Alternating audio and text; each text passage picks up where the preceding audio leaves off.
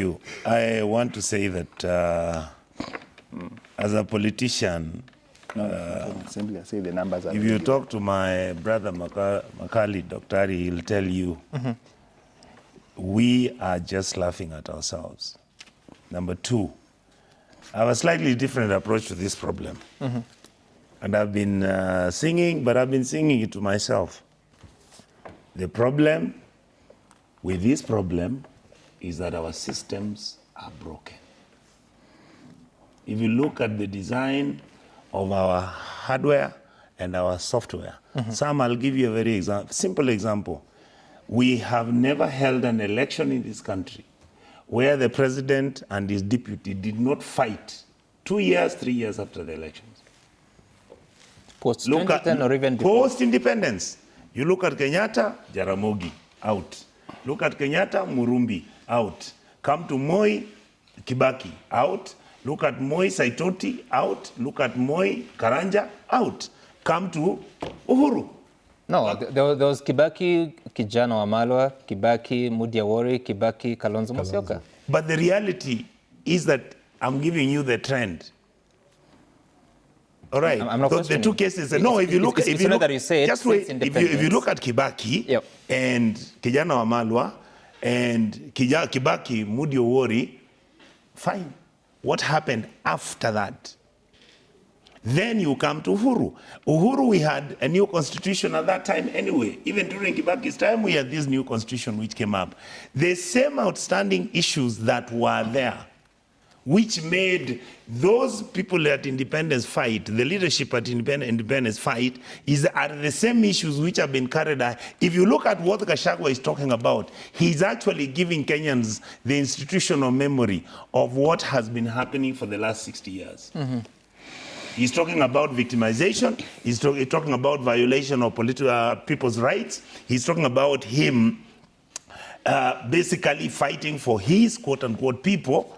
And as a result, the same argument you find, once you finished with Uhuru, it was the first time with Ruto and Uhuru, the disagreements started. Even when you look at the coalition government, which was between Kibaki and Raila, you still had a fallout between William, and you had a fallout between William and Raila, and shifted ahead. What has happened? President William Ruto is now president. He has won his elections. 2 years down the line, his bosom buddy, everybody reminds us how Uhuru and William used to wear long sleeved shirts with the red ties, marching, running, talking about the same narrative that they came up with who? With Gachagua. Is exactly the same narrative that has played out. Now, this is my interpretation, Sam. The fight always starts when the war about fighting over the loot of the Republic of Kenya starts. When politicians begin to question about ownership of land, when they start talking about our communities being frustrated, why? Because this community most probably was receiving certain privileges because this system is broken. And these are the things we've been carrying along with ourselves. Then you remember very clearly Deputy President saying, no. This thing that we got is called what? A company. This company is owned by two directors. One is the president, the other one is me. His community and mine. And we were like, oh my God, what is he saying? Now the person who was saying how this administration was basically based by these two groups has all of a sudden realized that the chairman of the board has come, unilaterally made a decision, is bundling him out of the board. The vice chairman of the board, in fact, has no mandate. He can't even vote for himself now. He can't even save himself.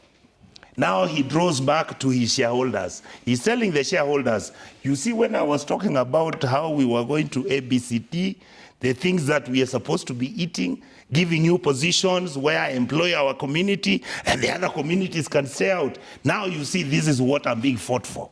You know, Senator, that is a historical narrative. What are community privileges? My argument is very simple. We have maintained the tribal support and tribal engagement. We, the older and the elderly politicians, we think that first, self-interest is served, then community interest is served, then number three, you serve the Kenyan interest. What is happening, the contradiction of that thinking, according to me, this is what has made these young people called Gen Z reason differently from us.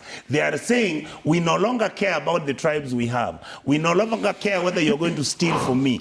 I don't want you to give me advantage over a job because you are in power. What I want is a fair playing ground, is a fair playing field, allowed to bring in meritocracy, stop this nonsense of tribalizing us, allow the economy to run and make sure the economy is fair. Don't overtax me and create an environment where you allow me to do my excellence.